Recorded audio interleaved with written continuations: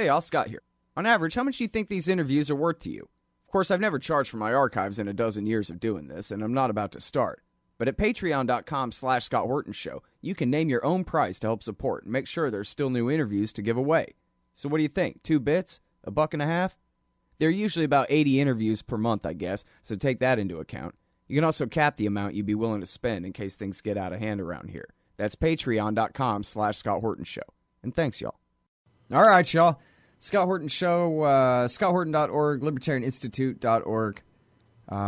At both, you can find, I'm doing a new questions and answers thing on the old whole show feed, if you guys want to hear all that, me talking stuff. It's at scotthorton.org/show and at the Libertarian Institute on the blog there, if you want to look at that. All right, so introducing our friend Jason Ditz. He's the managing news editor of antiwar.com. That is, his domain is news.antiwar.com, where he's keeping track of all the worst, most important stuff for you every day. Hey, Jason, how are you? I'm doing good, Scott. How are you? I'm doing not so bad, man, except that I'm really sorry that's been so long since we've spoken. I'm happy to have the opportunity to ask you questions today. All kinds of stuff going on. Let's forget Russia and China and all this for a minute, for this interview. Let's just focus on the Middle East. There's enough there. And I guess let's throw in Central Asia. You want to start with Afghanistan? There's General John Nicholson, and I'm sorry, is it Votel is the name of the commander of Central Command? Yeah. Nicholson in charge of the war in Afghanistan, and they're both calling for troops on the eve of Mattis's report. Is there any rumors, at least when the Mattis report is supposed to come out? Anything like that?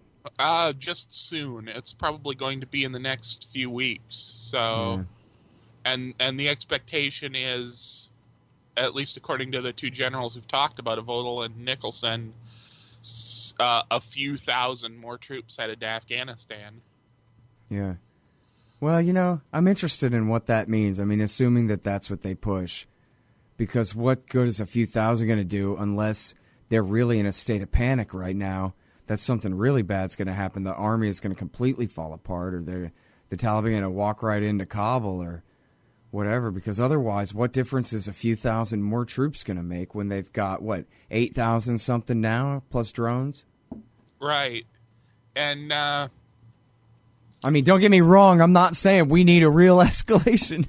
I'm just saying I wonder what it is they're thinking, The big problem is that a couple of years ago, all of the NATO countries, including the United States, made rules to very strictly limit how much contact they have with the Afghan military anyway, because of all the insider attacks in which Afghan troops ended up shooting NATO troops. So that's not going to change. So all this talk that a few thousand more troops is going to help bolster the Afghan military is just nonsense. And if they did get rid of that rule, they're just opening themselves up for a huge increase in the number of casualties in Afghanistan, because the insider attacks haven't stopped. They just stopped happening to NATO troops because they weren't around. So really the training and the embedding of white officers with the, kind of local militia forces and all that's been ground to a halt, even with the 10,000 troops that are there now. It's very, very limited and under very strict rules now. So what's motivating the Afghan army to go outside and do their job at all? Anything? I mean, in terms of, the Tajiks going south and messing with the Pashtuns. Yeah, there's not a lot, and they're certainly not well paid by military standards. It's one of the worst paying jobs in Afghanistan, which is already a poor country. So really the only reason people join the military at all is either to steal weapons or because they're like the idiot fifth son of some farmer, and it's the only job they can get. Yeah, boots and a rifle. That's the thing, right? Give me some shoes. Get me the hell out of here, man. It seems to be you can keep my name on the rolls and keep my money if you want, commanding officer. I just came for the shoes. Right, and that's been a problem for over a decade with the Afghan military, is that they have a huge number of recruits because it's a very large army for not that populous a country, but they don't keep the guys. A lot of them get through to their first paycheck or last until training is over, and they're just gone. There's a funny bit in God help anyone who puts themselves through the torture of reading this book, but Obama's Wars by Woodward.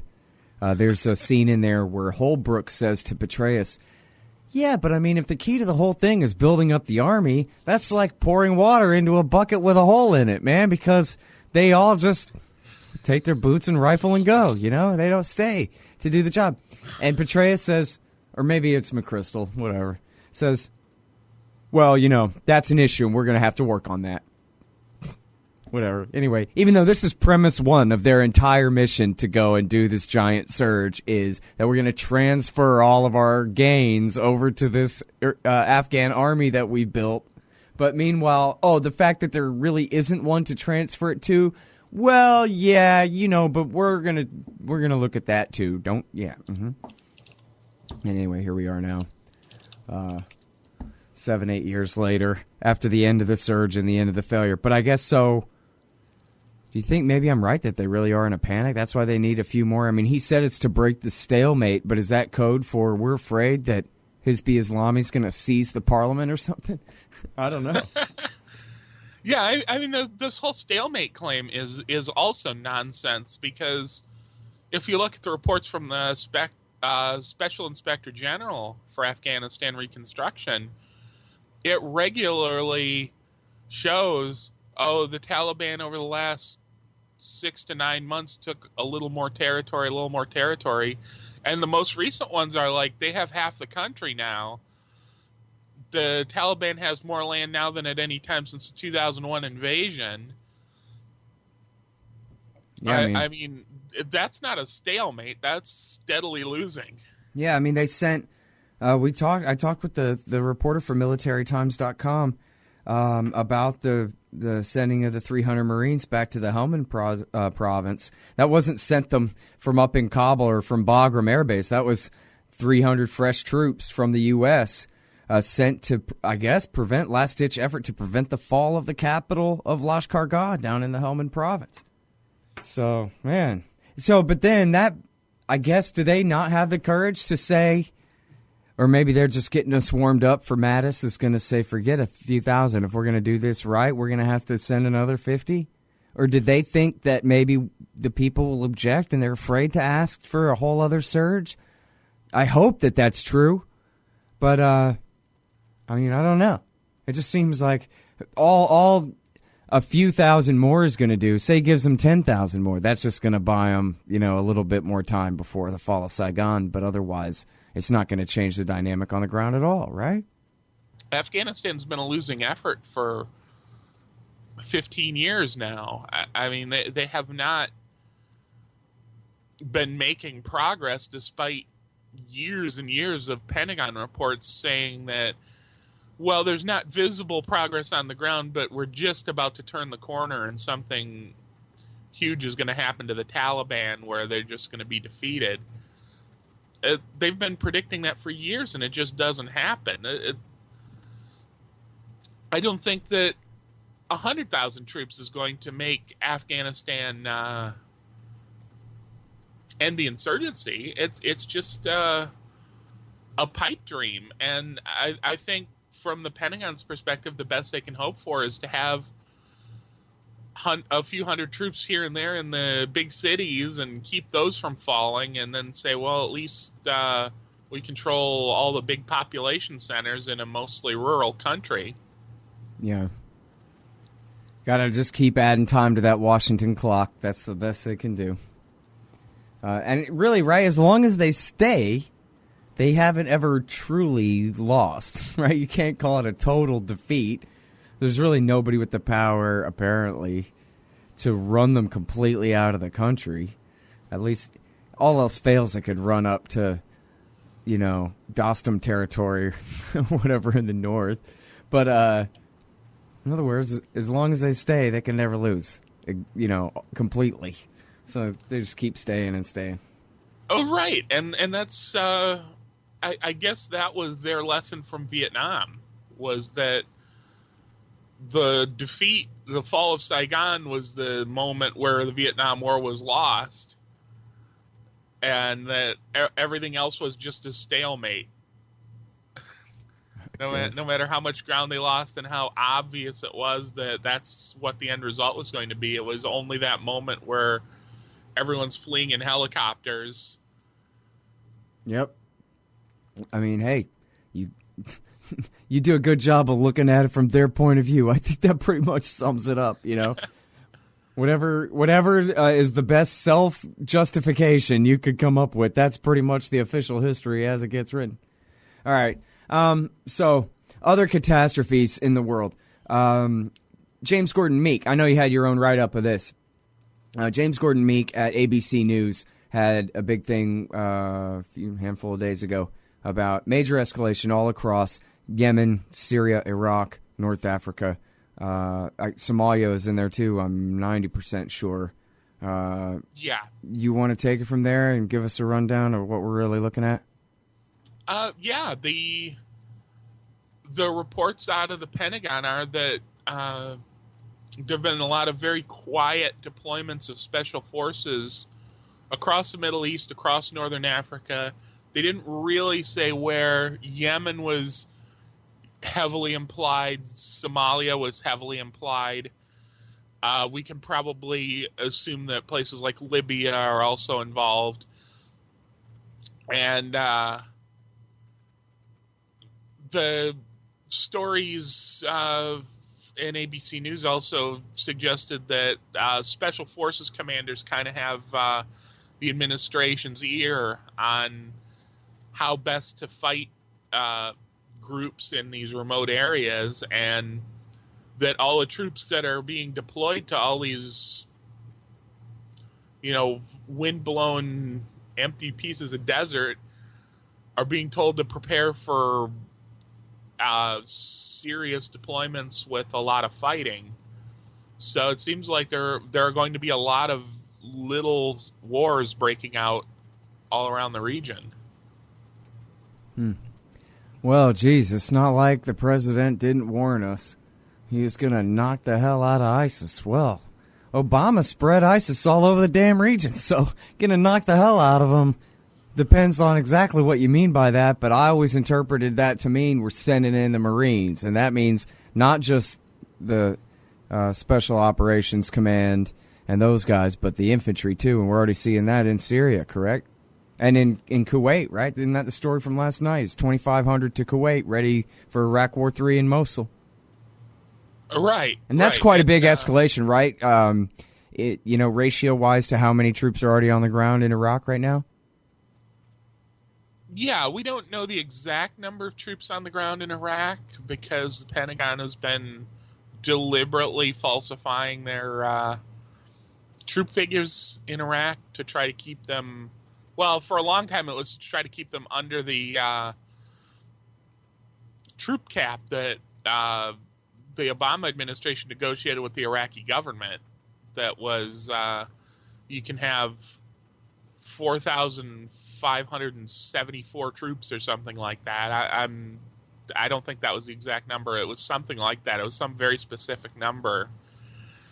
And the Pentagon, for a long time, said that exact number was the official number of troops in Iraq, and then they would deploy 500 more troops and say, oh, they're just temporary troops. They don't count towards the number. But estimates now, it's in the 6,000 range in Iraq. They've long since blown past that cap, but a lot of those troops that were labeled temporary when they first got there are still labeled temporary just because they never fixed the dishonesty that they originally had when they deployed them there. Mm-hmm. Well, you know what? I'm sorry. In Kuwait, we've got about 2,500 troops. We've got reports that they're also considering sending 1,000 quote-unquote reserve troops that would be available for any commanders in Iraq or Syria that they could just pull out of Kuwait and bring in whenever they want without even asking the president. So it's like an escalation that they just get to do whenever they feel like it. And so now, so far with all the wide and varied reporting of the battle for Mosul, is there much reporting about the American role there? I mean, I guess I just presume that it's Delta SEALs with laser pointers embedded with the Iraqi army and the Shiite militias and stuff, but I guess I don't really know that, other than I know that the Air Force is up there knocking the hell out of targets, so that's got to be American Special Forces spotting them, right?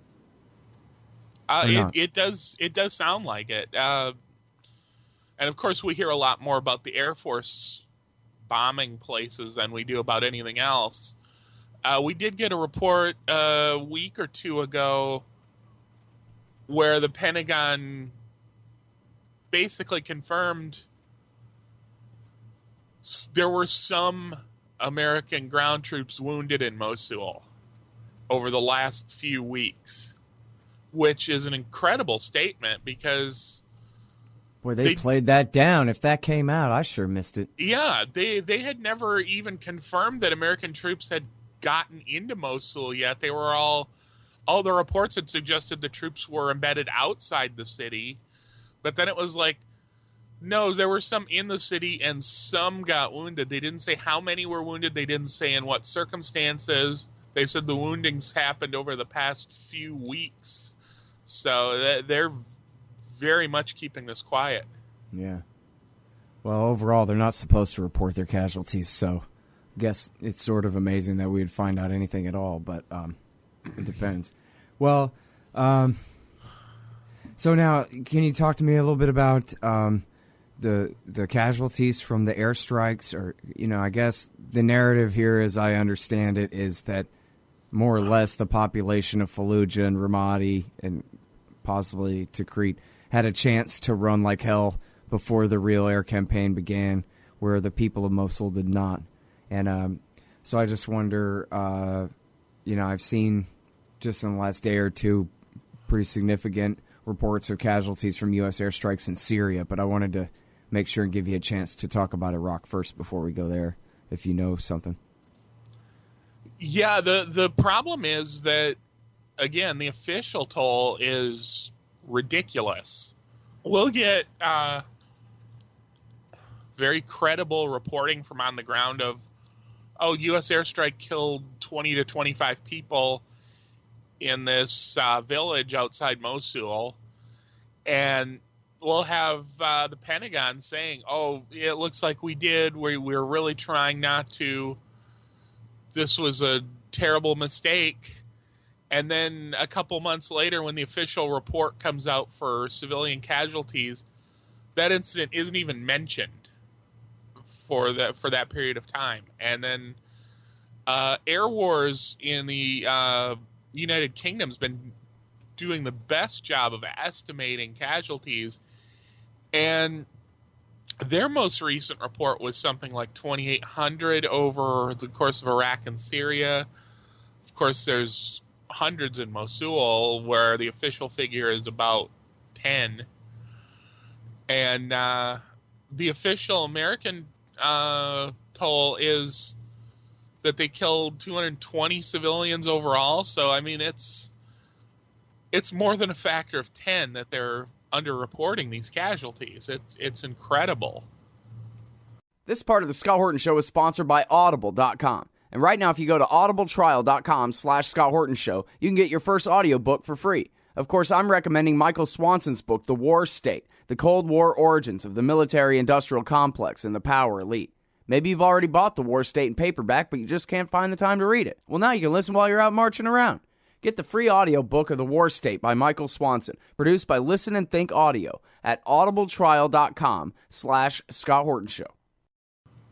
Man, all right. So, and now Patrick Coburn was saying that the Battle of Mosul is almost wrapped up here. I mean, there's only, however many couple of low thousands worth of fighters, Islamic State fighters there to resist the Iraqi army and the Peshmerga and the U.S. Air Force, etc., American special forces guys.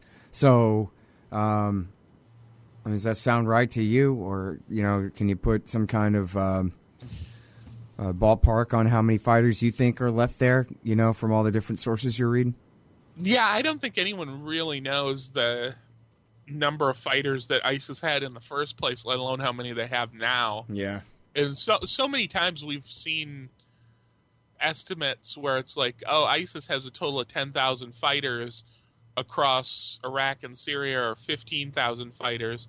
And then the U.S. will say, well, we just killed 12,000 ISIS fighters, and ISIS still has 15,000 fighters. So yeah, they're able to replace them. And more recently, British officials have said they're not killing them, or they're killing them faster than ISIS can replace them in Mosul. But I think that's at best what they hope is happening. Right. Well, they certainly had the power of conscription. I mean, at one point, I remember Patrick Coburn telling me that he had talked to a Kurdish leader who was estimating 200,000 fighters, and Coburn was saying, well, that sounds like that's probably a stretch. But then again, now that I think about it, they're fighting and winning in Tikrit and Ramadi and Fallujah. They own Mosul and Raqqa outright. They're fighting here, Deir ez-Zor, and in Palmyra. And he's kind of ticking it off on his fingers. Mitchell Prothero, the same thing. This would have been, late 2014 or sometime in early 2015. It's controlled this much territory and be whooping this many different asses at the same time in all these different places. They must have had at least 100,000 at some point. But then again, I don't know how willing people really were to be conscripted by them, and we haven't heard many reports of, their numbers of AWOL or this kind of thing. So who knows? I mean, how many people are committed to dying for those guys just because they were forced at one point to join them, Right. And of course there have been defections when it's obvious the city is going to fall, although in the case of Mosul you've got Shiite militias surrounding what territory the military isn't already attacking, so you don't really have a way out. Yeah. And basically from the moment the invasion started, they've made it very clear they're not going to let anybody that's ISIS-related get away. So I think in that case, everybody's got the sense that this is a fight to the death. Yeah. Well, I did see a thing about the UN was trying to set up one more refugee camp there, but the entire narrative there is that they're way, way behind, and nobody really is prepared to take all these civilian refugees, so they're just pinned in, innocent bystanders stuck in the middle of this urban battlefield. So, and then, yeah, like you're saying, anybody tries to run, they got to be vetted by the local Bada Brigade division or whatever. So not a lot of fun for them either way. I'm surprised as many people have gotten out of the city as have, because when the invasion started, Iraqi officials made announcements to Mosul, don't try to flee. Basically, anyone trying to flee might be mistaken for ISIS and bombed by the U.S. or killed by the militias. So don't try to flee, especially don't try to flee into Syria. And, we've seen hundreds of thousands of people come out of Mosul.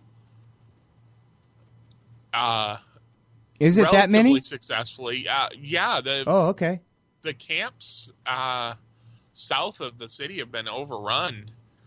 I mean, they were gearing up for about 10,000 displaced villagers from the outskirts, and they got far more than that.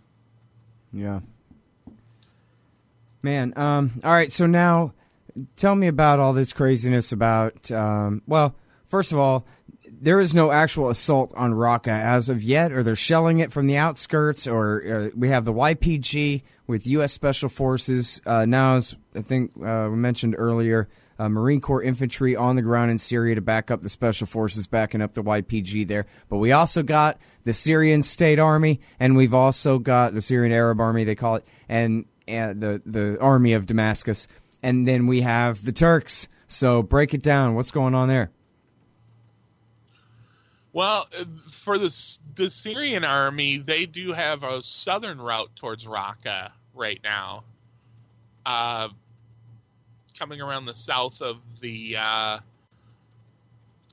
dams and the reservoirs in that area. They can move up into the area around Raqqa. So far, they've been a little bit tentative on that. Turkey also kind of wants to go to Raqqa, although they seem more interested in fighting the Kurds right now than fighting ISIS.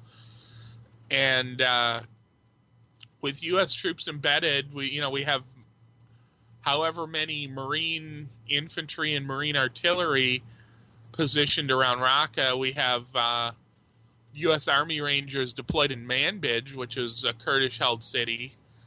That really has complicated Turkey's advance. On top of that, in Manbij, the Kurds came up with a brilliant deal. Russia negotiated it with the Syrian government, where they handed over a bunch of relatively low-value villages that ring the city of Manbij to the Syrian government, and said, you can have these villages, you just have to have troops there. And the idea was that most recent Turkey-Iran-Russia ceasefire is still going on. So, theoretically, Turkey is not supposed to attack Syrian troops in the course of their invasion of Syria. So this sort of created a ring around the Kurdish-held city where Syrian troops were in the way. Mm-hmm. Although yesterday we got reports that Turkey started shelling some of the Syrian troops in those villages, so that may not ultimately be enough to keep them at bay. Man, holy crap. I was reading a thing where they were saying, my God, isn't it strange? American forces are now on the same side as the Russians. But actually, America and Russia have both been back in the YPG versus the Islamic State ever since 2014, when the whole thing blew up right in their face. And I don't think they wanted the Islamic State to get that big, So once it did and they went to war with it at that point, America and Russia have been back in the YPG all this time. But now, it sounds like what you're saying, kind of. I hope this isn't too slippery slope, but it sounds like what you're saying is the Turks might bomb and kill some Americans embedded with these YPG guys that they hate so much, or get into a war with the Syrian state trying to stand between them, which is either way is holy crap. Yeah, either way seems at least possible. I think the deployment of the U.S. Army Rangers was a gamble that Turkey's not going to go that far, that they're not going to actually kill U.S. troops, because they're both NATO members, and that would be really unprecedented. Yeah, and just to be clear, I didn't mean to say that they would target them, but just that's who they're bombing, is people that Americans are embedded with, or that's who they'd like to fight anyway.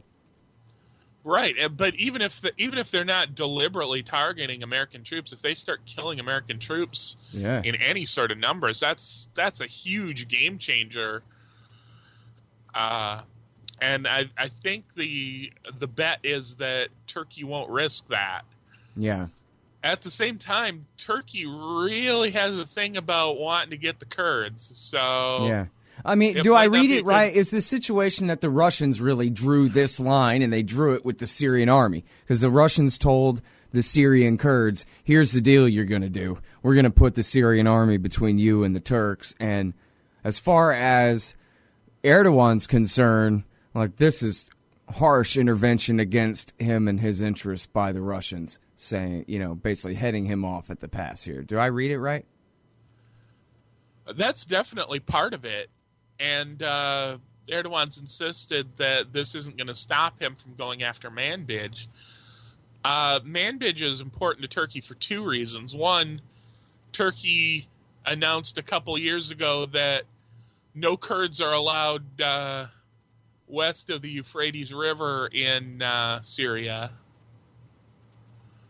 And Manbij is on the western shore of the river. So they're violating Turkey's red line there. But also, it's the straight shot towards Raqqa. So Turkey's insistence that they want to play a role in taking Raqqa was sort of predicated on them being able to overrun Manbij and use that as their staging area. Mm-hmm.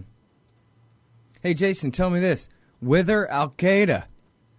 I haven't seen hardly anything about them, just a couple of reports since they lost East Aleppo. Well, they're still in Idlib province. They've been fighting other rebels in Idlib province. We've got three different rebel factions fighting each other now. It started out with, the peace talks in Kazakhstan, in Astana, invited some of the moderate rebels, sort of moderate Islamist rebels. And the first day of the talks, Al-Qaeda forces attacked those moderate rebels on the ground in Idlib and just really wiped some of the groups completely out, to the point where, the negotiators in Astana are a lot of what's left of those groups. And they started to sort of band together. They created a coalition against Al-Qaeda. Al-Qaeda created a coalition of its own of more serious Islamist groups. Ironically, both of those coalitions have U.S. armed factions in them that the CIA was smuggling arms to, because the Free Syrian Army is in the moderate group and Nur al-Din al-Zinki is in the Al-Qaeda group.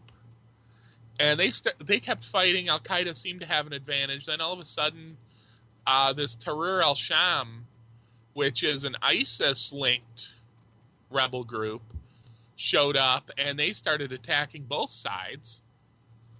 And they took a bunch of territory in southern Idlib.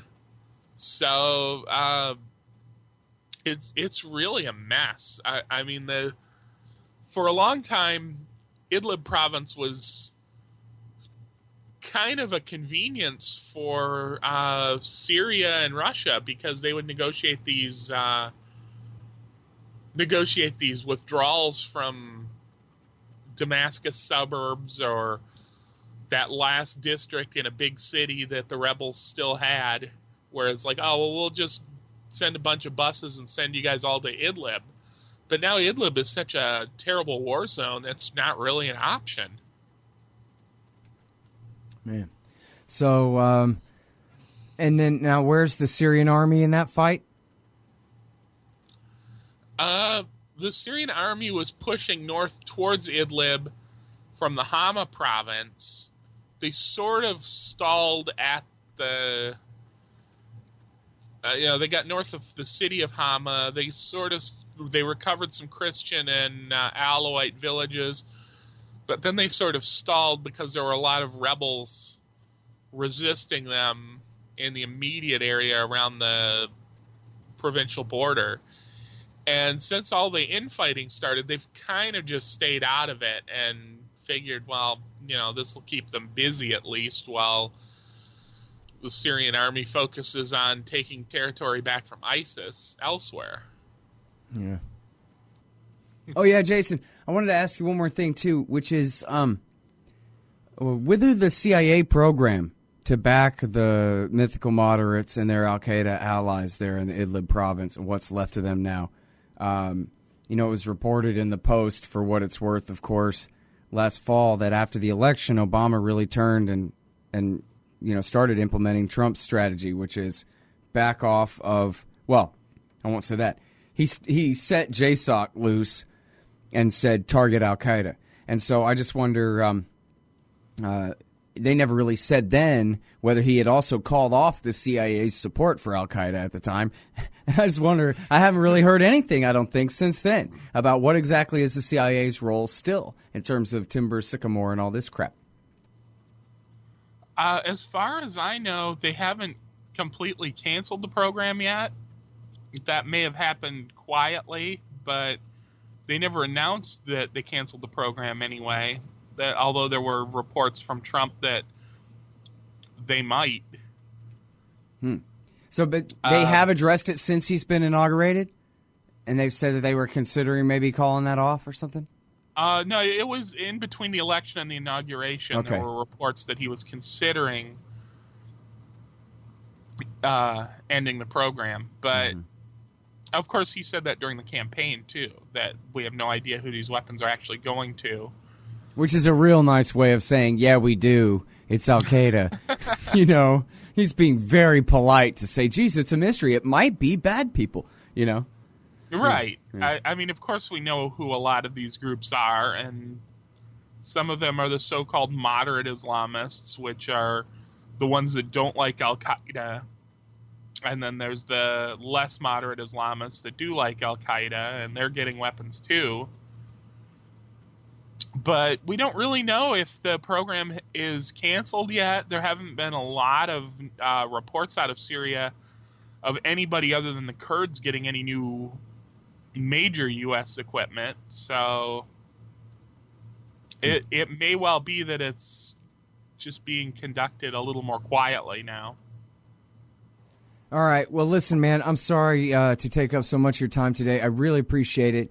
And I want everybody to understand just how important this is. You just bookmark news.antiwar.com, and Jason is just on top of everything here. And I can never keep up, and you can never keep up. None of us can ever keep up, but that's why Jason's here. He takes care of all of this for you. And just go down the page, and page 2 and page 3, and just scan and look at news.antiwar.com and see the value there, man. You got to, well, I absolutely rely on you, Jason. So thank you very much.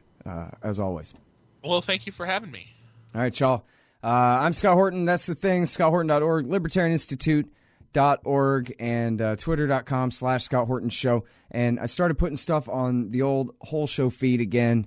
It's the questions and answers stuff at ScottHorton.org/show. If you want to ask me questions, I'll try to answer them for you. And I'm posting them there at /show and on the blog at the Libertarian Institute. And ask me questions, Scott at ScottHorton.org. Or on Twitter at Scott Horton Show. All right, thanks, guys.